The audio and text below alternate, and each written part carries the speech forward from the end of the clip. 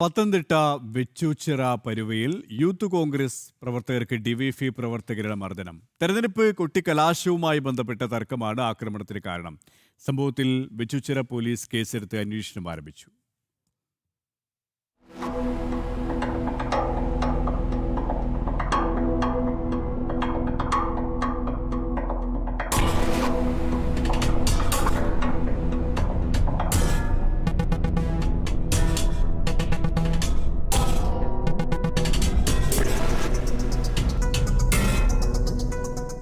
ഇന്നലെ രാത്രി 8:45 കൂടിയായിരുന്നു ആക്രമണം. ഇരുചക്ര വാഹനത്തിൽ വന്ന യൂത്ത് കോൺഗ്രസ് പ്രവർത്തകരായ ജെറിനെയും കാർത്തിക്കിനെയും ഡിവൈഎഫ്ഐ പ്രവർത്തകർ പരുവയിൽ വെച്ച് തടഞ്ഞു നിർത്തി. ഇടിവള കൊണ്ട് മുഖത്തും ചെവിയിലും ക്രൂരമായി മർദ്ദിച്ചു. റോഡിലൂടെ വലിച്ചിഴച്ചു. സംഭവത്തിന്റെ CCTV ദൃശ്യങ്ങളും പുറത്തുവന്നു. തെരഞ്ഞെടുപ്പ് കൊട്ടിക്കലാശവുമായി ബന്ധപ്പെട്ടുണ്ടായ വാക്കുതർക്കമാണ് സംഭവത്തിന് പിന്നിലെന്ന് യൂത്ത് കോൺഗ്രസ് പറഞ്ഞു. ഡിവൈഎഫ്ഐ പ്രവർത്തകരായ ഷെറിൻ, രഞ്ജു എന്നിവരാണ് പ്രതികൾ.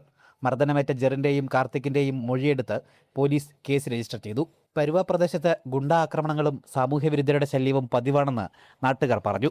ഈ പരുവ ജംഗ്ഷനിൽ ഈ കഴിഞ്ഞ കുറച്ച് നാളായിട്ട് ഇവിടെ ഗുണ്ടാ വിളയാട്ടം പോലാണ്. ഇവിടെ കുറച്ച് സാമൂഹ്യ വിരുദ്ധർ വന്ന് വൈകിട്ടും പകലും എല്ലാം ചീത്തവിളി, ബഹളം, തമ്മിൽ തല്ല്, ബഹളം, ഭയങ്കര മർദ്ദനങ്ങളൊക്കെയാണ്.